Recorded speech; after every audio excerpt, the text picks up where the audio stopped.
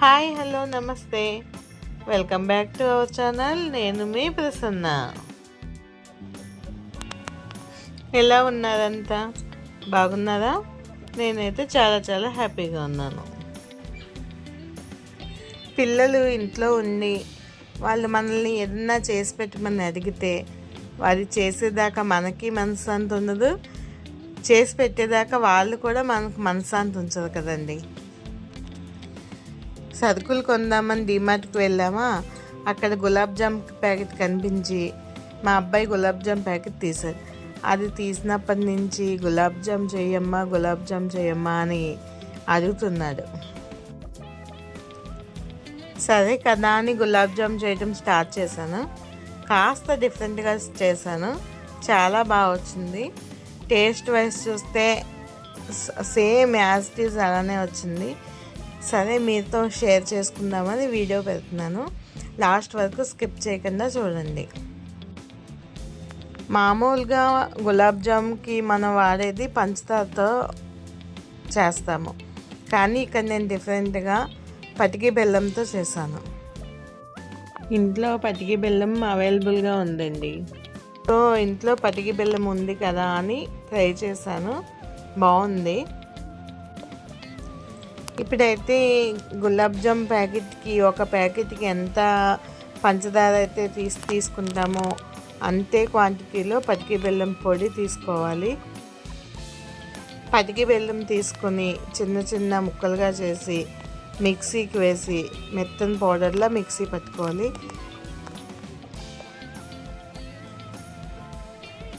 ఒక కప్పు పటికి బెల్లం పౌడర్ని బాండీలో వేసి ఒక 1/2 లీటర్ నీళ్ళు పోసి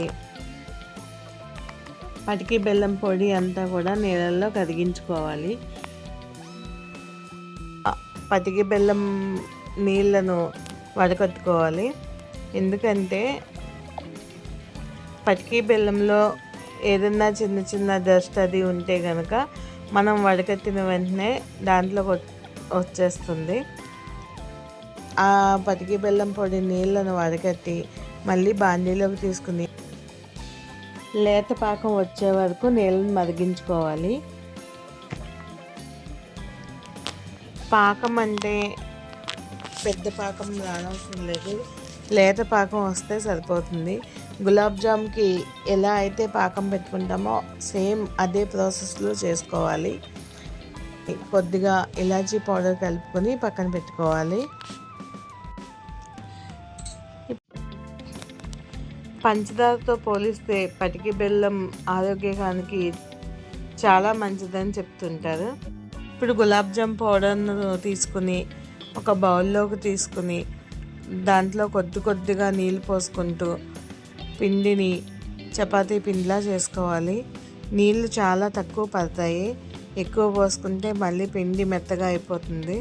సో కావాల్సినన్ని నీళ్ళు కొద్దిగా పోసుకుంటూ ముద్దలా చేసుకుని చిన్న ఉండల్లా చేసుకోవాలి. అన్ని ఉండలు చేసుకొని పక్కన పెట్టుకొని స్టవ్ మీద బాండీ పెట్టి నూనె పోసుకోవాలి. నూనె చాలా తక్కువగా పీల్చుకుంటుంది.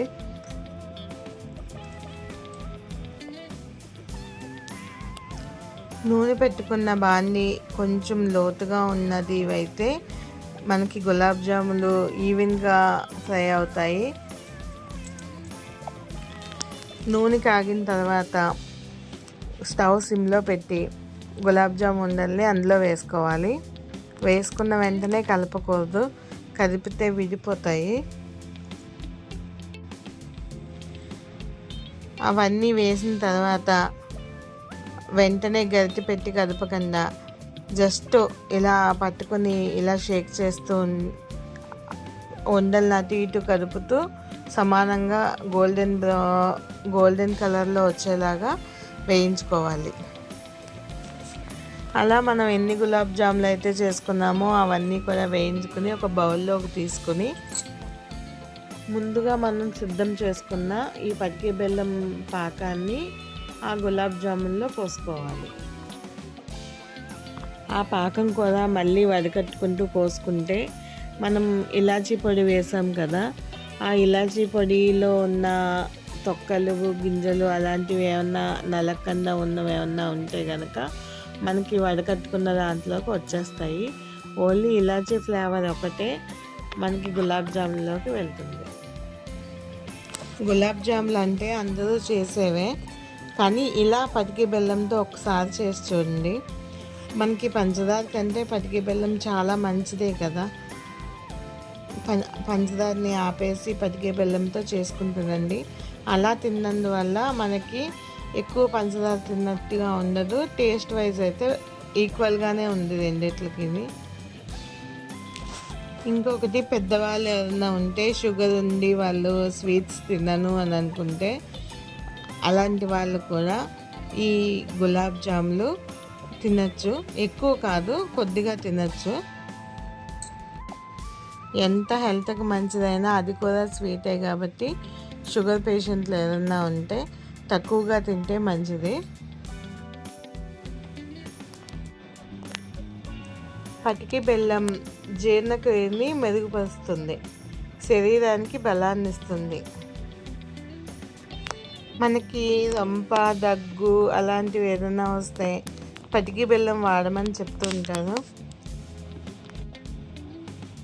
పటికి బెల్లంలో ఫైబరు, ఐరన్ అవి ఉంటాయి కాబట్టి మనకి హెల్త్ పరంగా పంచదార కంటే పటికి బెల్లం చాలా మంచిదని చెప్తుంటారు. అసలు ఏమాత్రం కూడా కొంచెం కూడా తేడా లేకుండా సేమ్ పంచదారతో చేస్తే ఏ టేస్ట్ వస్తుందో పటికి బెల్లంతో చేస్తే కూడా అదే టేస్ట్గా ఉంది. అంతే బాగుంది. పంచదార కంటే పటికి బెల్లం మంచిదని చెప్తుంటారు కదా. సో పటికి బెల్లంతో ట్రై చేశాను. మీరు కూడా ఈ వీడియో చూసి పటికి బెల్లంతో గులాబ్ జామ్ చేసుకుని తినండి. చాలా అంటే చాలా బాగుంది. పంచదార కంటే పటికి బెల్లంతో ఇంకా బాగుంది. నేను చేసిన ఈ ప్రాసెస్ అంతా మీకు ఒకవేళ నచ్చినట్లయితే మీరు కూడా ఇంట్లో చేసుకొని తిని టేస్ట్ ఎలా ఉంది కామెంట్లో చెప్పండి. ఈ వీడియో కనుక మీకు నచ్చినట్లయితే ఈ వీడియోకి ఒక లైక్ ఇచ్చి పక్కన కామెంట్ చేసి నా ఛానల్ సబ్స్క్రైబ్ చేసి మీ ఫ్రెండ్స్కి ఫార్వర్డ్ చేయండి. Thank you so much.